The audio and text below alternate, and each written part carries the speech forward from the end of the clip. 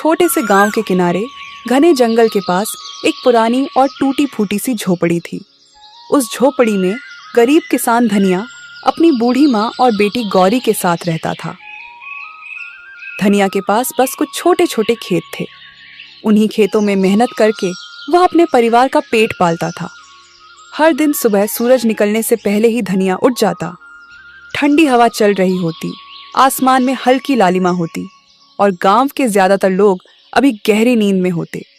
लेकिन धनिया अपने पुराने हल और बैलों को लेकर खेत की तरफ निकल पड़ता। दरवाजे पर खड़ी उसकी माँ प्यार से कहती, बेटा धनिया, थोड़ा आराम भी कर लिया कर। दिन रात इतनी मेहनत करते करते तू बहुत थक जाता होगा। सुबह से शाम तक खेत में काम करता है, फिर भी चेहरे पर शिकन नहीं लाता। मुझे तेरी चिंता होती है बेटा। शरीर को भी थोड़ा आराम देना जरूरी होता है। माँ, अगर मैं मेहनत नहीं करूँगा तो हमारे घर का चूल्हा कैसे चलेगा? हमारी ज़रूरतें कैसे पूरी होंगी? मुझे पता है मेहनत मुश्किल होती है, लेकिन यही हमारी ज़िंदगी का सहारा है। जब तक मेरे हाथ पैर चल रहे हैं मैं मेहनत करता रहूँगा, ताकि आपको कभी किसी चीज़ की कमी महसूस ना हो। तभी उसकी बेटी गौरी दौड़ते हुए आती और कहती, बाबा, जल्दी वापस आना, मैं आपका इंतजार करूंगी। देर मत करना, मुझे अच्छा लगता है जब आप जल्दी घर आ जाते हैं। धनिया अपनी बेटी के सिर पर प्यार से हाथ फेरता और खेत की ओर चल पड़ता। दिन भर वह खेत में पसीना बहाता रहता, कभी तेज धूप, कभी अचानक बारिश। लेकिन धनिया मेहनत करना कभी नहीं छोड़ता। धनिया ने कभी हार नहीं मानी। वह हमेशा अपनी माँ से कहता, ईश्वर ने हमें मेहनत करने के लिए हाथ दिए हैं। अगर हम सच्चे दिल से मेहनत करते रहेंगे तो एक ना एक दिन हमारी किस्मत जरूर बदलेगी। ईश्वर मेहनत करने वालों को कभी खाली हाथ नहीं लौटाते। माँ उसकी बात सुनकर चुपचाप भगवान से प्रार्थना करती।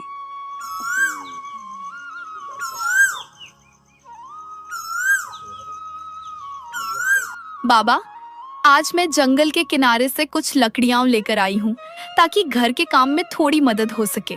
अकेली गई थी? बेटा, जंगल के किनारे अकेले जाना ठीक नहीं होता, वहाँ खतरा भी हो सकता है। हाँ बाबा, मैं अकेली ही गई थी। थोड़ा डर तो लगा था, लेकिन मैंने हिम्मत रखी। आप ही तो कहते हो कि डर के आगे हिम्मत रखनी चाहिए, इसलिए मैं बहादुर बनकर गई। धनिया थोड़ा चिंतित हो गया, क्योंकि गांव के लोग कहते थे कि जंगल के अंदर एक पुरानी गुफा है, जहां रात के समय अजीब अजीब आवाजें आती हैं। गांव वाले उस गुफा के पास जाने से डरते थे। बेटी, जंगल के अंदर ज्यादा मत जाना, वहाँ एक रहस्यमयी गुफा है। लोग कहते हैं वहाँ कुछ अजीब होता है, इसलिए उससे दूर ही रहना। धनिया भले ही गरीब था, लेकिन उसकी मेहनत और ईमानदारी पूरे इलाके में मशहूर थी। उसके छोटे छोटे खेतों में उगने वाली सब्जियां और अनाज हमेशा बहुत अच्छे होते थे। मिट्टी भी जैसे उसकी मेहनत को पहचानती थी। वह अपनी फसल में कभी कोई मिलावट नहीं करता था, न कोई दवा जरूरत से ज्यादा डालता, न ही लालच में आकर अनाज में कुछ मिलाता। यही कारण था कि जब भी धनिया अपनी फसल लेकर बाजार जाता तो उसकी सब्जियां और अनाज पलक झपकते ही बिक जाते। अगर सच में शुद्ध और अच्छा अनाज चाहिए तो धनिया से ही लेना। उसका अनाज हमेशा साफ सुथरा और बढ़िया होता है, इसलिए गांव के लोग उसी पर भरोसा करते हैं। लेकिन धनिया कभी इसका फायदा उठाकर ज्यादा पैसे नहीं मांगता था। मेहनत का सही दाम मिल जाए, वही मेरे लिए बहुत बड़ी बात है। मैं ज़्यादा दौलत या बड़ी बड़ी चीज़ों की चाह नहीं रखता। बस इतना चाहता हूँ कि दिन भर की मेहनत के बाद जो अनाज मैं उगाता हूँ उसका सही मूल्य मिल जाए। अगर मेरी मेहनत से मेरे घर का चूल्हा जल जाए और मेरे परिवार का पेट भर जाए तो मुझे लगता है कि मेरी मेहनत सफल हो गई। मेरे लिए सच्ची खुशी और सुकून इसी में है कि इंसान ईमानदारी से मेहनत करे और उसी मेहनत की कमाई से अपना जीवन चलाए। इसी वजह से गरीब लोग भी अक्सर उसी से सामान खरीदते थे। लेकिन गांव में एक बहुत बड़ा और अमीर व्यापारी था। उसका नाम था लालाचंद सेठ। लालाचंद सेठ पूरे इलाके में अनाज और सब्जियों का बड़ा व्यापार करता था, लेकिन वह अक्सर मुनाफे के लिए मिलावट भी कर देता था और चीजों को बहुत महंगे दामों में बेचता था। जब लोगों ने धनिया से सामान खरीदना शुरू किया तो सेठ का व्यापार थोड़ा कम होने लगा। यह बात उसे बिल्कुल पसंद नहीं आई। एक दिन बाजार में उसने धनिया को देखते ही ताना मारा। अरे धनिया, तू किसान है या कोई संत? तेरे पास इतना पैसा है, तू मेरे लिए हर बार इतना सस्ता माल बेच देता है, इसलिए लोग तुझे हल्के में लेने लगे हैं। लेकिन याद रख, इस बाजार में असली फैसला मेरा चलता है। अगर तुम मेरे हिसाब से अनाज नहीं बेचेगा तो तेरा माल कोई नहीं खरीदेगा। फिर देखना तेरे घर का चूल्हा कैसे जलेगा। सेठ जी, मैं तो बस इतना चाहता हूँ कि मेरी मेहनत का सही दाम मिल जाए। मैंने दिन भर खेत में मेहनत की है, पसीना बहा है। अगर उस मेहनत का थोड़ा सा भी सही मूल्य मिल जाए तो मेरे लिए वही काफ़ी है। मैं किसी को धोखा देकर या गलत तरीके से पैसा नहीं कमाना चाहता। मेहनत का सही दाम मिल जाए वही मेरे लिए बहुत बड़ी बात है। बहुत बड़ी बड़ी बातें करने लगा है तू। सुन ले धनिया, इस बाजार में वही चलता है जो ताकतवर होता है। अगर तूने मेरी बात नहीं मानी तो मैं ऐसा हाल कर दूंगा कि तेरा अनाज बाजार में कोई नहीं खरीदेगा। फिर तू अपने घर बैठकर यही ईमानदारी की बातें करता रहना। बाजार में खड़े कुछ लोग यह सब सुन रहे थे।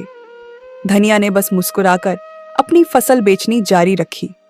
वह कभी किसी से झगड़ा नहीं करता था, लेकिन लालाचंद सेठ का गुस्सा दिन प्रतिदिन बढ़ता जा रहा था।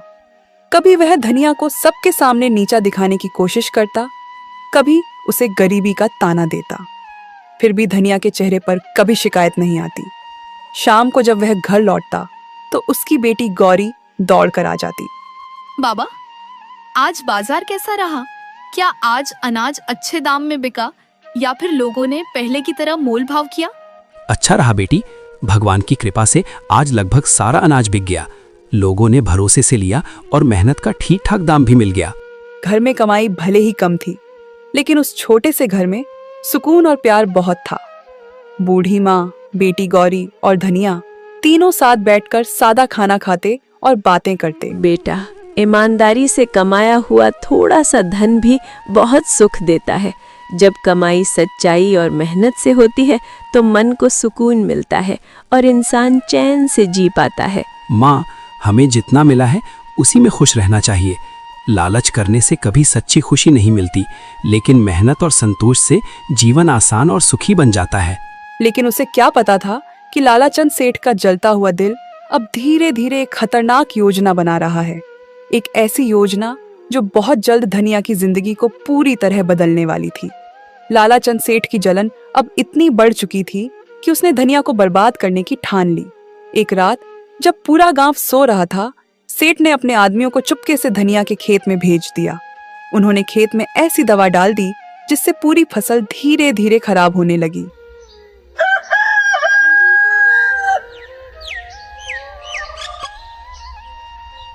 सुबह जब धनिया खेत पर पहुंचा तो उसकी आंखें फटी की फटी रह गईं।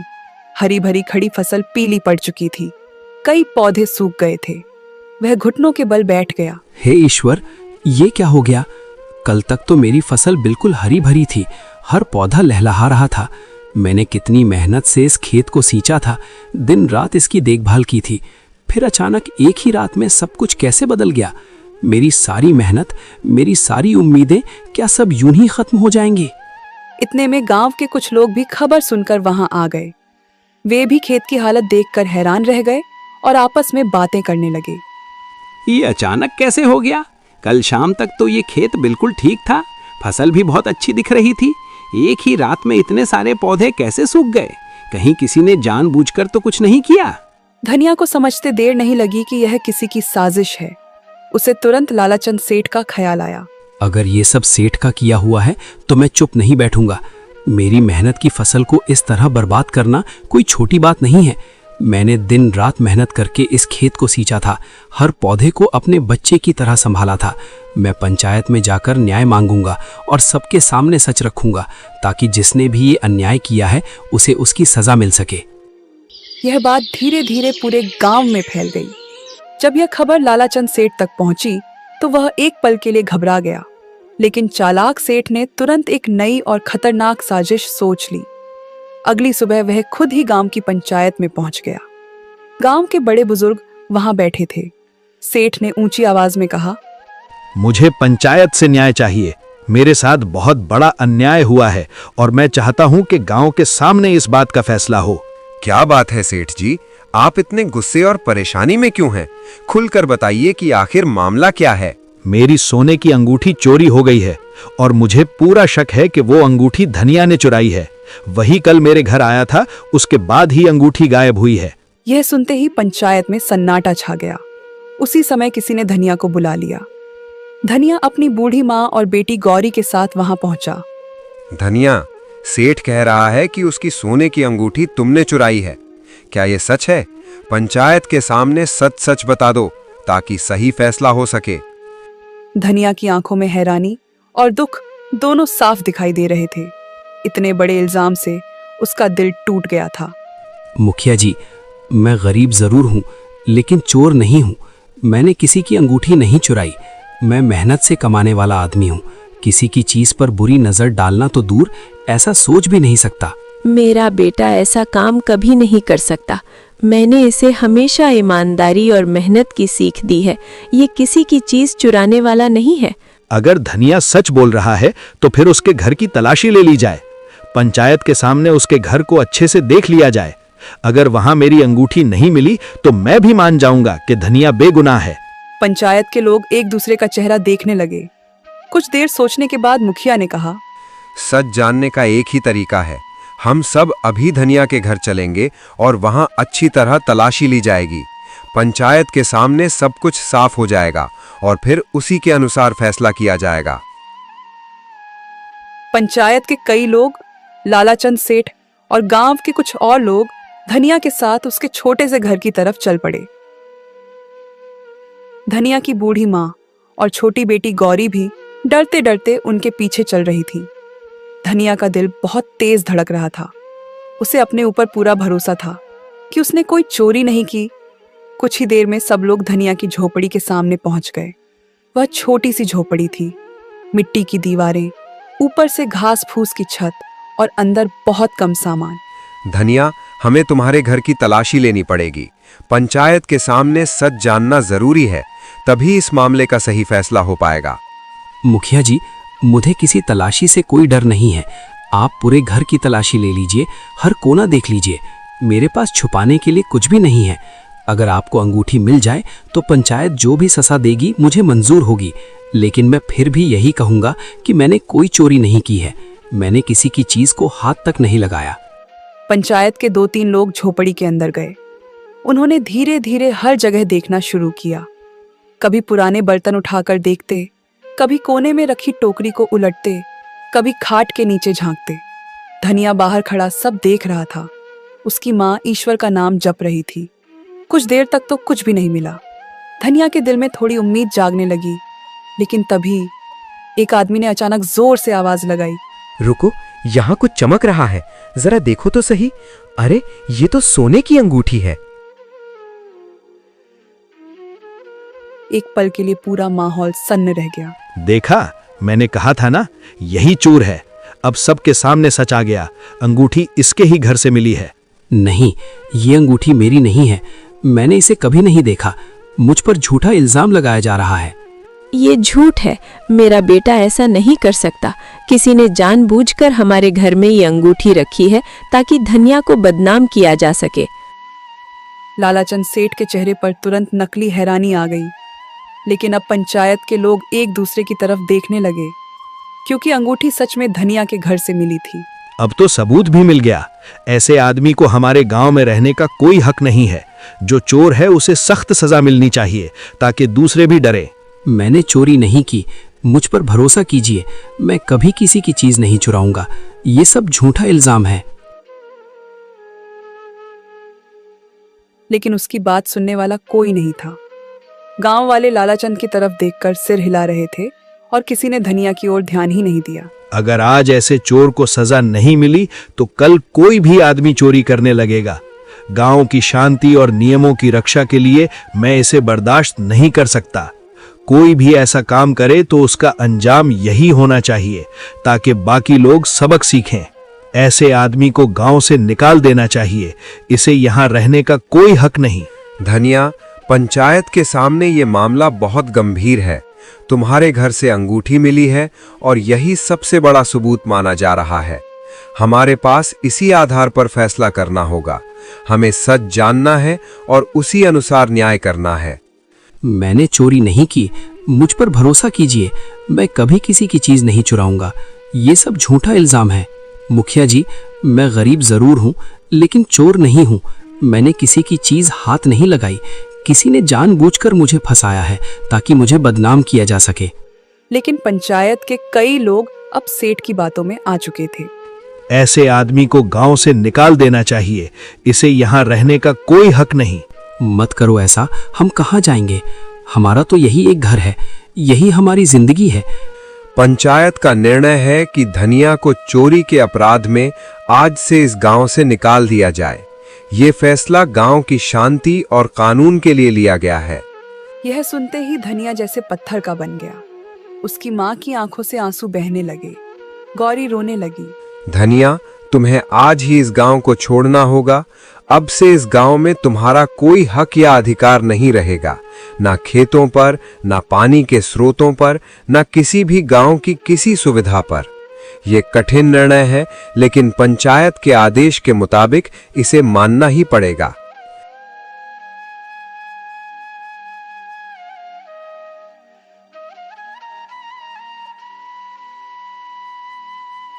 यह सुनकर धनिया ने एक बार पूरे गांव की तरफ देखा। वह वही गांव था जहां उसने बचपन बिताया था, जहां उसके पिता रहते थे, जहां उसने अपने खेतों में दिन रात मेहनत की थी। लेकिन आज उसी गांव से उसे एक चोर समझकर निकाल दिया जा रहा था। लालाचंद सेठ दूर खड़ा यह सब देख रहा था। उसके चेहरे पर एक हल्की संतुष्टि भरी मुस्कान थी, क्योंकि उसकी साजिश सफल हो चुकी थी। शाम होते होते धनिया ने अपनी झोपड़ी से थोड़े बहुत सामान बांध लिए। उसकी माँ और गौरी उसके साथ खड़ी थीं। तीनों धीरे धीरे गांव से बाहर निकलने लगे। सूरज ढल रहा था और सामने घना जंगल दिखाई दे रहा था। उन्हें नहीं पता था कि अब वे कहाँ जाएंगे, लेकिन किस्मत उन्हें धीरे धीरे उसी जंगल की रहस्यमयी गुफा की तरफ ले जा रही थी, जहां से उनकी जिंदगी की कहानी एक बिल्कुल नया मोड़ लेने वाली थी। तीनों दर दर भटकते हुए जंगल के रास्तों पर चल रहे थे। कभी दूर से किसी पक्षी की आवाज आती, कभी झाड़ियों में कोई जानवर सरसराता। धनिया बार बार पीछे मुड़कर गांव की तरफ देखता, लेकिन अब वहां लौटने का कोई रास्ता नहीं था। उसके दिल में एक ही बात बार बार चुभ रही थी। उसे गांव से निकाले जाने का उतना दुख नहीं था जितना इस बात का था कि उस पर चोरी का झूठा इल्जाम लगा दिया गया था।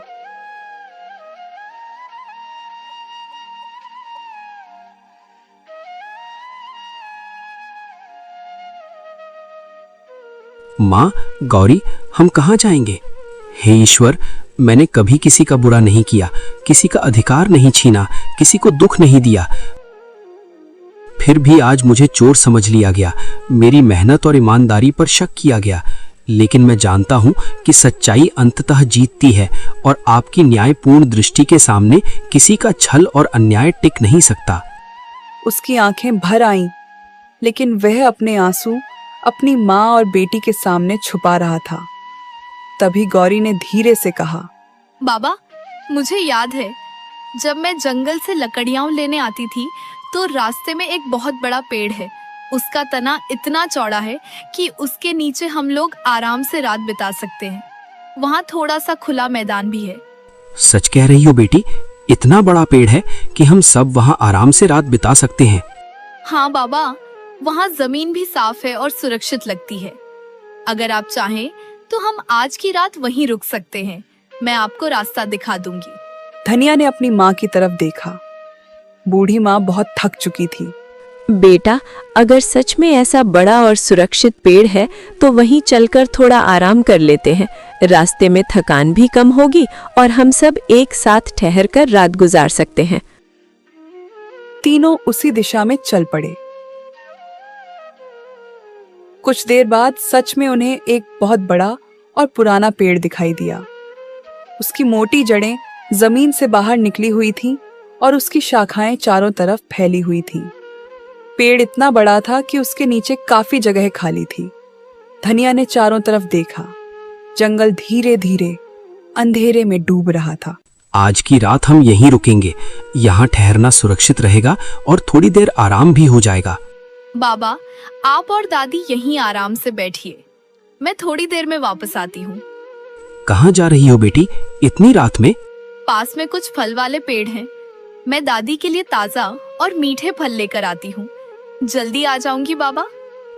धनिया कुछ कह पाता उससे पहले ही गौरी पास की झाड़ियों की तरफ चली गई। थोड़ी देर बाद वह वापस लौटी। उसके हाथों में कुछ जंगली फल थे। उसने वे फल अपनी दादी के हाथ में रख दी। बेटी, तू खुद खा ले, मुझे कोई फर्क नहीं पड़ेगा। पहले आप खाइए दादी, आप सबसे ज्यादा थकी हुई हैं। मैं तब तक इंतजार कर लूंगी, आपका पेट भरा होना जरूरी है। बाबा, आप दुखी मत होइए, आपने कभी कुछ गलत नहीं किया। सब जानते हैं कि आप सच्चे और ईमानदार इंसान हैं। एक दिन जरूर आएगा जब सबको सच पता चल जाएगा और तब सभी लोग समझेंगे कि आप बेगुनाह हैं। अपनी बेटी यह बात सुनकर धनिया की आंखें भर आईं। बूढ़ी माँ आसमान की तरफ देख रही थी। तारों से भरा आसमान जैसे उन्हें दिलासा दे रहा था। पेड़ के नीचे बैठे बैठे काफी समय बीत चुका था। रात धीरे धीरे गहरी होने लगी थी। आसमान में काले बादल घिर आए थे और ठंडी हवा चलने लगी थी।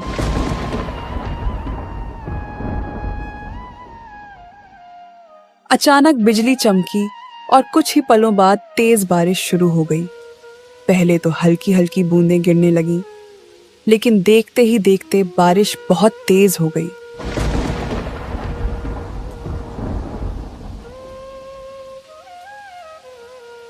पेड़ की घनी शाखाएं कुछ देर तक उन्हें बचाती रहीं, लेकिन जल्द ही पानी की बूंदें नीचे तक आने लगीं। बूढ़ी माँ कांपने लगी। गौरी भी अपने पिता के पास सिमट गई। धनिया ने चारों तरफ चिंतित होकर देखा। अगर ऐसे ही बारिश होती रही तो हम सब पूरी तरह भीग जाएंगे और तब बीमार पड़ने का डर भी रहेगा। हमें तुरंत कहीं ऐसा स्थान ढूंढना होगा जहां हम सिर छुपा सकें और थोड़ी देर के लिए सुरक्षित रह सकें। यह सोचकर धनिया तुरंत उठ खड़ा हुआ। वह बारिश में भीगते हुए आसपास जगह ढूंढने लगा। जंगल में अंधेरा था और हर तरफ पानी की आवाज गूंज रही थी।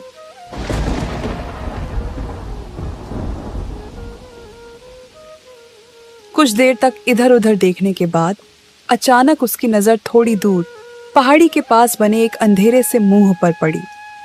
वह ध्यान से देखने लगा। बारिश की चमकती बिजली में उसे साफ दिखाई दिया। वह एक गुफा थी। धनिया जल्दी से अपनी माँ और गौरी के पास आया और बोला, चलो, मुझे सामने एक गुफा दिखाई दे रही है। वहां जाकर हम बारिश से बच सकते हैं और थोड़ा आराम कर सकते हैं। जल्दी चलते हैं, बारिश तेज हो रही है। तीनों जल्दी जल्दी उस तरफ चल पड़े। कुछ ही देर में वे उस गुफा के अंदर पहुंच गए। गुफा अंदर से काफी बड़ी थी। सबसे अच्छी बात यह थी कि गुफा के अंदर न तो पानी टपक रहा था और न ही तेज हवा आ रही थी। बाहर जोरदार बारिश हो रही थी, लेकिन गुफा के अंदर एक अजीब सी शांति थी, जैसे यह जगह उन्हें सुरक्षित रखने के लिए ही बनी हो। धनिया ने राहत की सांस ली। कम से कम आज की रात हम यहाँ आराम से गुजार सकते हैं। धीरे धीरे थकान के कारण तीनों वहीं बैठते बैठते सो गए।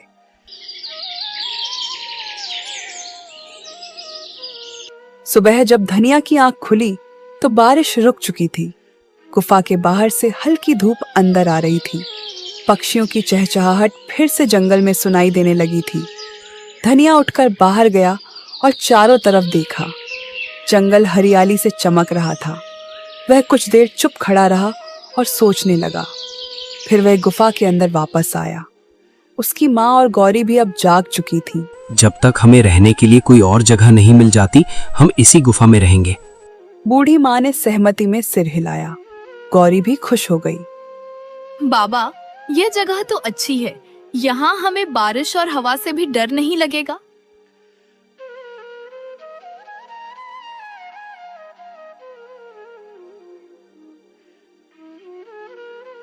दिन बीतने लगे।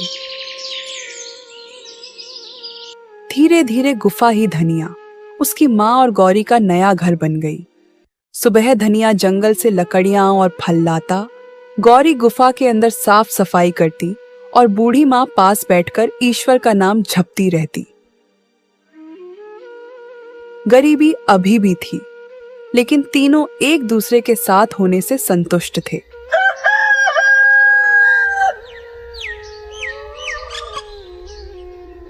एक दिन सुबह गौरी गुफा के अंदर झाड़ू लगा रही थी। वह धीरे धीरे गुफा के कोने कोने की धूल साफ कर रही थी। झाड़ू लगाते लगाते वह गुफा के पीछे वाले हिस्से तक पहुंच गई। वहां पत्थरों के बीच कुछ अजीब सा दिखाई दिया। गौरी रुक गई। उसे लगा जैसे वहां कोई पुरानी थैली पड़ी हो। उसने झुककर उसे उठाया। उस थैली के अंदर चमकते हुए सोने के सिक्के भरे हुए थे। गौरी घबराकर जोर से चिल्लाई, बाबा, बाबा जल्दी आइए।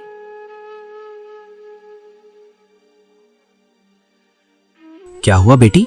गौरी ने कांपते हाथों से वह थैली अपने पिता को दिखाई। धनिया ने जब अंदर देखा तो वह भी कुछ पल के लिए हक्का बक्का रह गया। थैली में सचमुच बहुत सारे सोने के सिक्के थे। बूढ़ी माँ भी पास आ गई। लगता है भगवान ने हमारी सच्चाई और हमारे दुखों को देखकर हम पर दया की है। उसने हमें कठिन समय में सहारा दिया, हमारी मेहनत और ईमानदारी को महत्व दिया और अब हमें सुख, सुरक्षा और सम्मान मिला है। सच में उसकी कृपा से ही आज हमारा परिवार खुशहाल और सुरक्षित है। धनिया कुछ देर तक चुप खड़ा रहा। उसकी आंखों में आंसू आ गए। उसे लगा जैसे ईश्वर ने आखिरकार उसकी ईमानदारी का फल दे दिया हो। अब हमें इस जंगल में रहने की जरूरत नहीं है।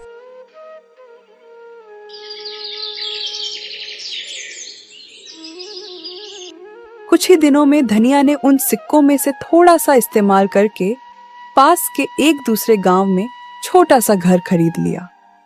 वह अपनी माँ और गौरी के साथ वहां रहने लगा। धीरे धीरे उसने फिर से छोटा सा खेत भी ले लिया और मेहनत करने लगा। अब उनकी जिंदगी पहले से कहीं बेहतर हो गई थी। घर में खुशहाली लौट आई थी। बूढ़ी माँ अक्सर ईश्वर को धन्यवाद देती, लेकिन कुछ ही समय में धनिया के अमीर बनने की खबर दूर दूर तक फैल गई। यह बात आखिरकार लालाचंद सेठ के कानों तक भी पहुंच गई। जब उसने सुना कि जिसे उसने गांव से निकलवा दिया था वही धनिया अब अमीर हो गया है, तो वह एकदम हक्का बक्का रह गया। वह गुस्से और हैरानी से बोला, ये कैसे हो सकता है? वो गरीब किसान जिसने कभी किसी से कुछ नहीं लिया, इतना मेहनती और ईमानदार रहा, अब इतना अमीर कैसे बन गया? ये तो किसी ने सोचा भी नहीं होगा। सेठ को जल्द ही पता चल गया कि धनिया को जंगल की गुफा में सोने के सिक्के मिले थे। यह सुनते ही लालाचंद सेठ की आंखों में लालच चमकने लगा। अगर सच में उस गुफा में सोने की सिक्कों की थैली मिली थी, तो इसका मतलब यह है कि वहां और भी खजाने छुपे हुए हो सकते हैं। शायद वो गुफा किसी पुराने राजाओं या अमीर व्यक्तियों का खजाना रही हो। अगर मैं जल्दी ही वहां पहुंचूं और सारी चीजें खोज लूं, तो मैं भी अमीर बन सकता हूं। हाँ, यही मौका है जो कभी दोबारा नहीं मिलेगा। इस बार मैं किसी को रोकने नहीं दूंगा और खुद ही सब कुछ अपने नाम कर लूंगा। लालच से भरा हुआ सेठ उसी समय जंगल की तरफ निकल पड़ा। वह जल्दी जल्दी उस गुफा के पास पहुंचा जहां कभी धनिया रहा करता था। गुफा अब शांत और खाली थी। सेठ की आंखों में लालच साफ दिखाई दे रहा था। वह तेजी से गुफा के अंदर जाने लगा। उसे बस एक ही चीज चाहिए थी, खजाना। लेकिन उसे यह नहीं पता था कि लालच में उठाया गया उसका यह कदम उसकी जिंदगी का सबसे बड़ा सबक बनने वाला है।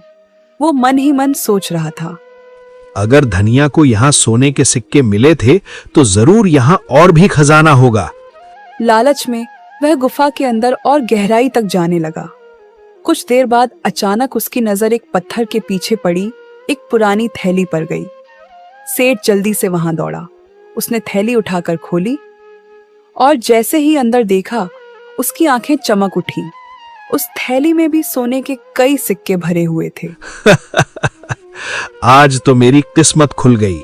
आखिरकार मेहनत और भाग्य दोनों मेरे साथ हैं।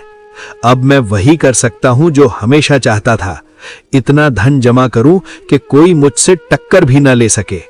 सेठ खुशी से हंस पड़ा। उसने जल्दी से वह थैली हाथ पर रख ली। अब वह गुफा से बाहर निकलने के लिए मुड़ा, लेकिन जैसे ही वह आगे बढ़ा, उसे अचानक एहसास हुआ कि उसे बाहर जाने का रास्ता समझ नहीं आ रहा था। गुफा के अंदर कई छोटे छोटे रास्ते थे। सेठ एक रास्ते पर गया, फिर वापस लौटा, फिर दूसरे रास्ते पर गया, लेकिन हर रास्ता उसे फिर उसी जगह पर ले आता। धीरे धीरे शाम होने लगी। सेठ घबराने लगा।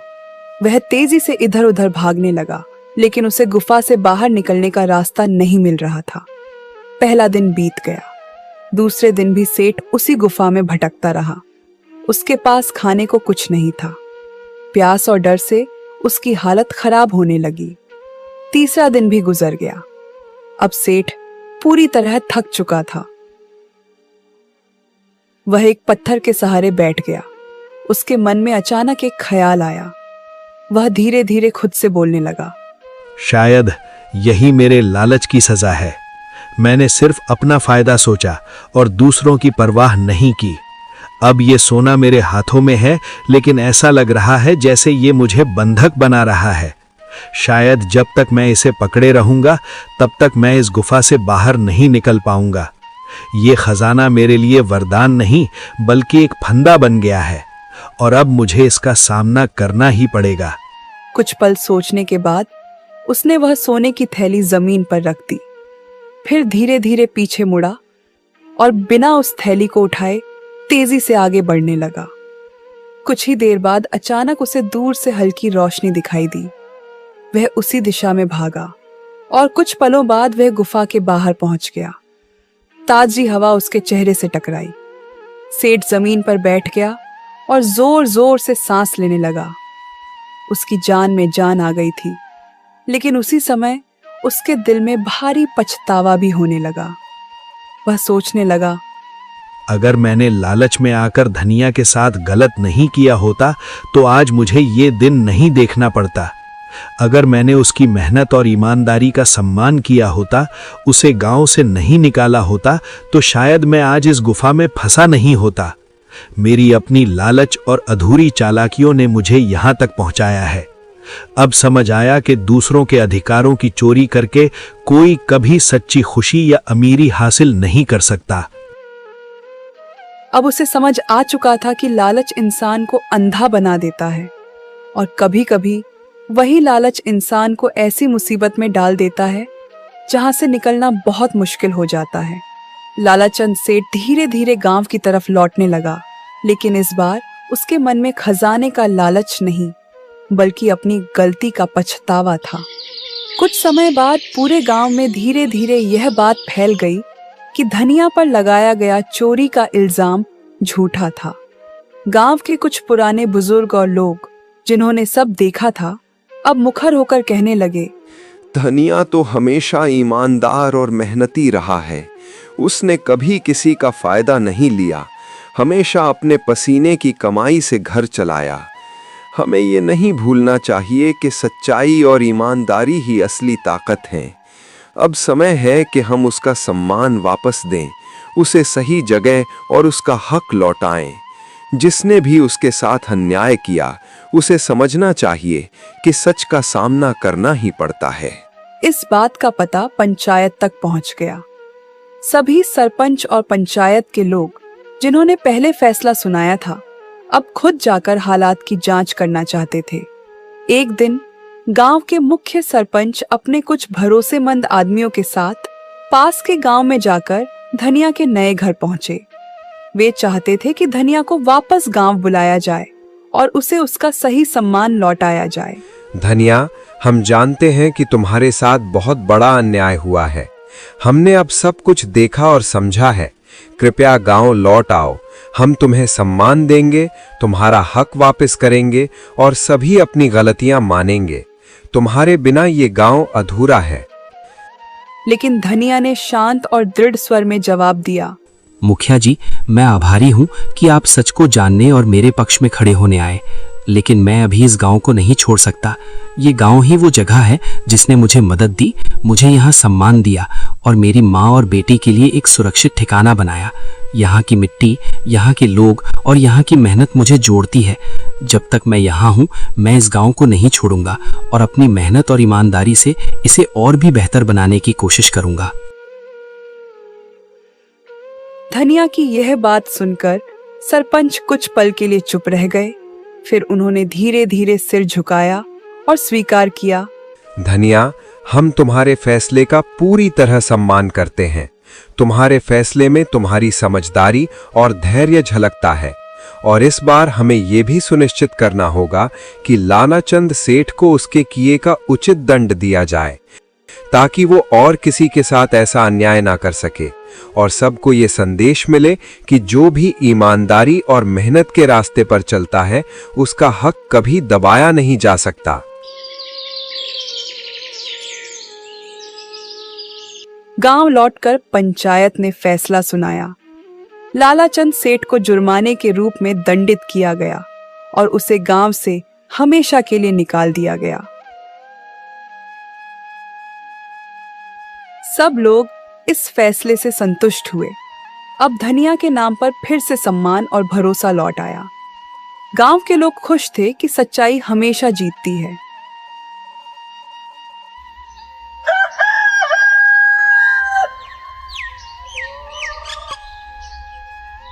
धनिया की माँ और गौरी भी अपने बेटे और पिता के गौरव से खुश थीं। धनिया अब अपने गांव में सुरक्षित और सम्मानित रह सकता था। वह जानता था कि ईमानदारी और मेहनत का फल देर से सही लेकिन निश्चित रूप से मिलता है। गौरी अपने पिता की ओर देखकर मुस्कुराई और बोली, बाबा देखो, सच की जीत हमेशा होती है, चाहे कितनी भी मुश्किलें आइए।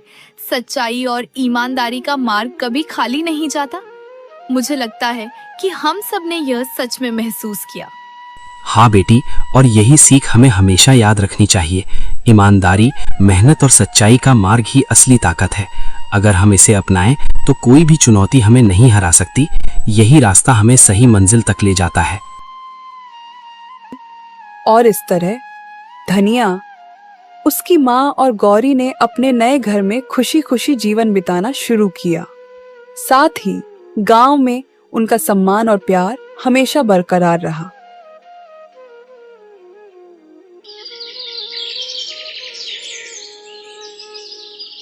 धनिया, उसकी माँ और गौरी अब अपने छोटे से घर में सुरक्षित और खुशहाल जीवन बिता रहे थे।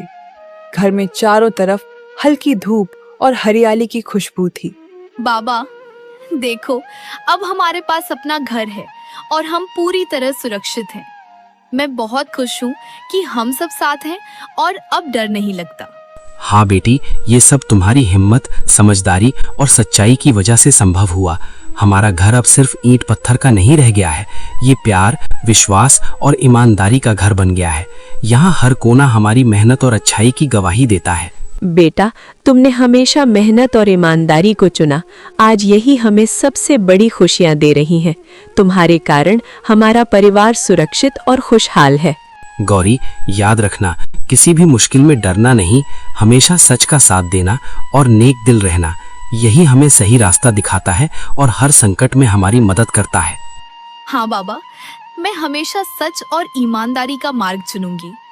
हम सब मिलकर इस घर को खुशियों, प्यार और सुरक्षा का घर बनाए रखेंगे। आज हमारे घर में सिर्फ सुख और प्यार है। अब हम कभी किसी झूठ, लालच या डर से परेशान नहीं होंगे। हमारी मेहनत, सच्चाई और हिम्मत हमें हमेशा मजबूत बनाए रखेगी।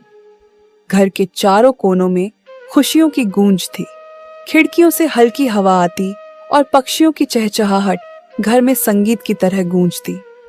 गौरी अपने पिता के पास बैठकर मुस्कुरा रही थी।